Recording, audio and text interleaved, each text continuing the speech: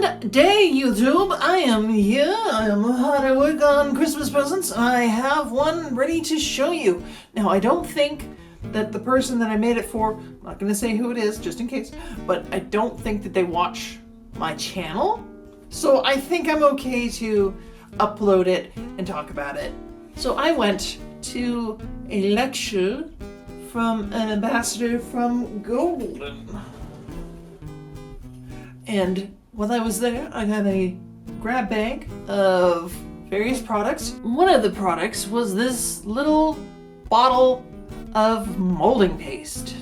So I thought this was a wonderful opportunity to see how well it mixes with pastels. So I made myself a canvas. Actually, it was a masonite board because I don't really want to try pastels on canvas, at least not unsupported canvas. That would be a little bit silly. So I grabbed a board of masonite, I painted it up with this, and this fluid acrylic. This is some heavily pigmented stuff. I used about 5 drops on a 16 by 12 canvas, mixed it with this, and it covered just about the entire thing. There's a little bit of inconsistency in the colors, but it looks fantastic. And so we are going to fill it with something. So join me on this process, and we're gonna have some fun. Okay, voiceover time, let's get this going, guys. What we have here is a blank canvas covered in heavy molding paste by Golden and a little bit of their fluid acrylics, quinacridone crimson, I believe? Or maybe magenta? Yeah, quinacridone crimson. I have magenta in a ink. I think it's an ink. It's like a super high flow acrylic. It's for putting into pens, markers, and like airbrushes. Very fancy, very full of pigment, and it's what you see on the canvas there was about 5 drops, and it is a 16 by 12 canvas. This is a 1/2 ounce bottle. This is a tiny little thing, and it is going to last me ages.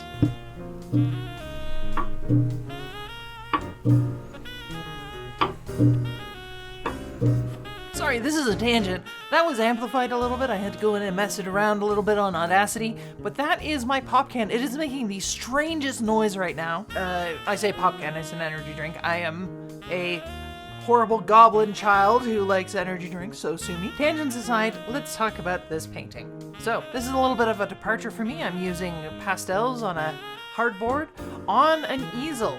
So I'm kind of using a little bit of a different grip. I'm using a kind of different techniques, and it's very intriguing. I'm gonna have to do this more often, and I will do this more often. I'm actually doing this with this huge piece that I'm doing for Christmas for certain people. Not gonna name names, but hopefully you don't know who you are yet. And of course, I am using Craypaw Expressionist. They've kind of come up from behind.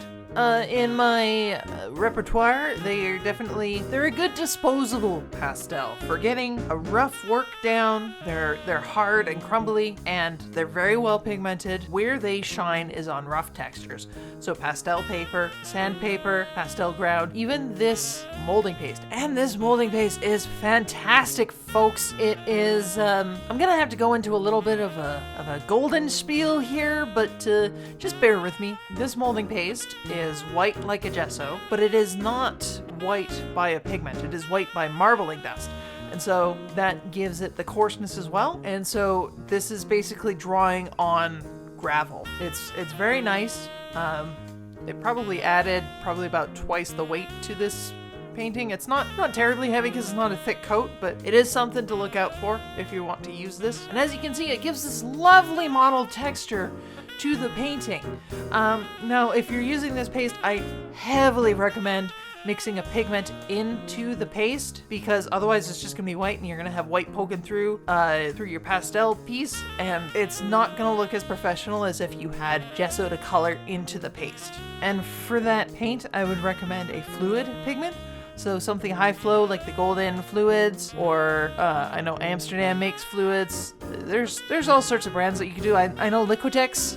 If you're looking for a budget, Liquitex just came out with a fluid acrylic that you can get at Michael's.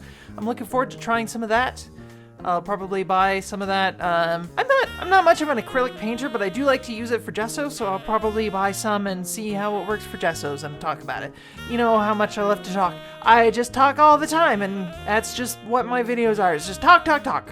But just to espouse the virtues of golden for a second, because we are talking about a little bit of the golden products, because I did use some of the golden products, and they are winning me over.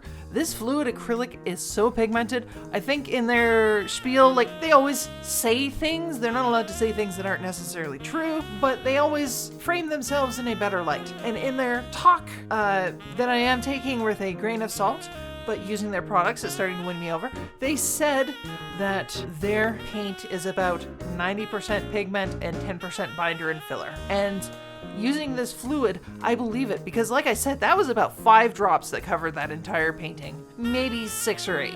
It was a religious experience, folks, to see that little paint spread that far on this tiny little canvas. Okay, so I just looked at the time, and it turns out that I spent almost half of this voiceover portion talking about the gesso that I use. So maybe let's, move the boat along down the river and maybe talk about something else for a little bit. So let's talk about what this gesso does to the pastels that I'm using, because that is the main thing that you're going to see when you look at this painting is the gesso, not the gesso. Stop talking about the gesso, Kaylee. We're done talking about the gesso. Let's move on from the gesso. Let's talk about the pastel, because that is the main thing that you're going to be seeing when you look at this painting. The pastels and the wonderful texture that they're getting from the ground on this painting. It is almost impossible to fully fill in the cracks and crevices of this painting. You will wear your pastels down to a nib trying to do that. Don't even try. Instead, pick up some mineral spirits from your local art store. I personally use Mona Lisa brand. I know that most people are like, oh no, use Gamsol. It's safer. It's less stinky. It's not as stinko bottle. But Mona Lisa is cheaper, and I'm slowly but surely being bumped up the price margin for products, and I kind of want to stay in my own lane for at least a couple of pieces of equipment that I use. So I'm gonna be keeping on with this cheap mineral spirits that I've got going on here. And what the solvents do is they break down the oil and the binders that the pastels use to stick together and be like all pastel-y. The only difference between an oil pastel and an oil stick, which is basically like jellied oil paint, is that oil pastels use a non-drying oil. So they're always going to be sticky. You're going to have to use something to coat them.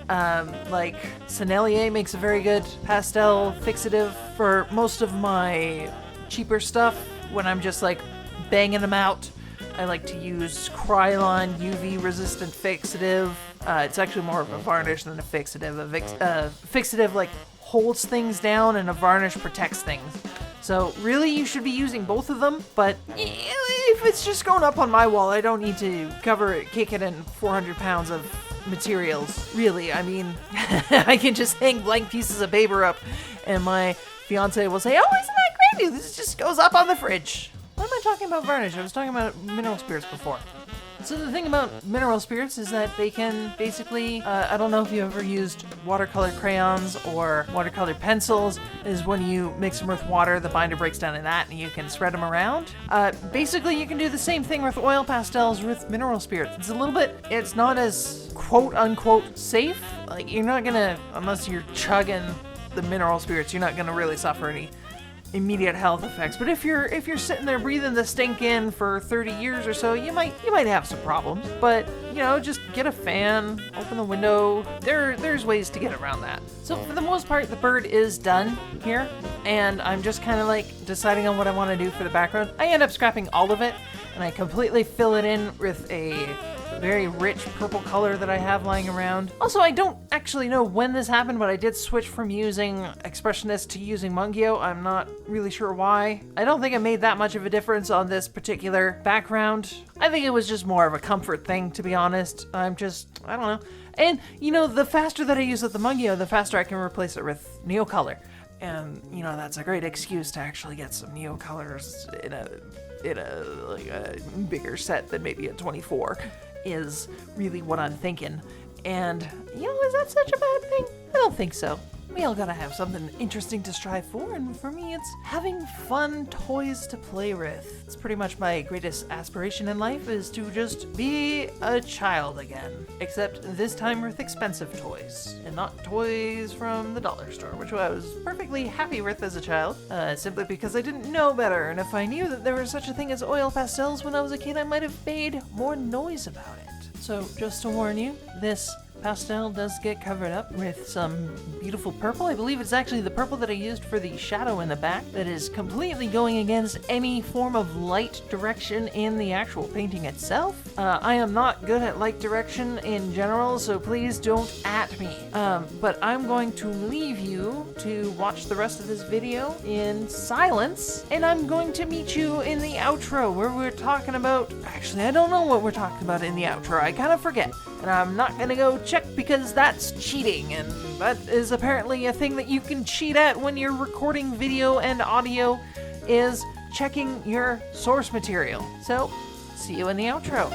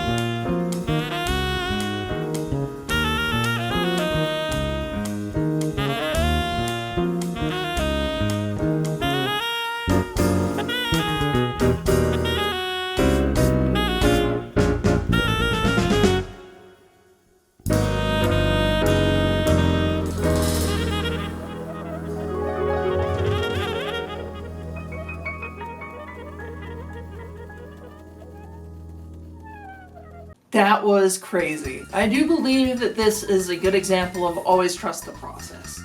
So this is what I ended up with. You can see I messed around with the background. I didn't like the scribblings that I did, so I used a little bit of OMS that I had lying around. I had a pot of it, and I just smoothed it out. And now it is a nice juxtaposition to how messy the bird looks. And it's gorgeous, and I love it. And I think that the person that is 4 is gonna love it too. It's just a win. Everyone wins, including you. So that's about it for me this week. I hope you all have a wonderful day. I'm not exactly sure when the next video is coming out. I've got a lot of work to do on this one, and I don't think it's gonna be shown. So I might miss a week or two of uploads just to kind of get that going. It is a 24 by 36 wood panel underneath there. And it is covered with a new product. What is it?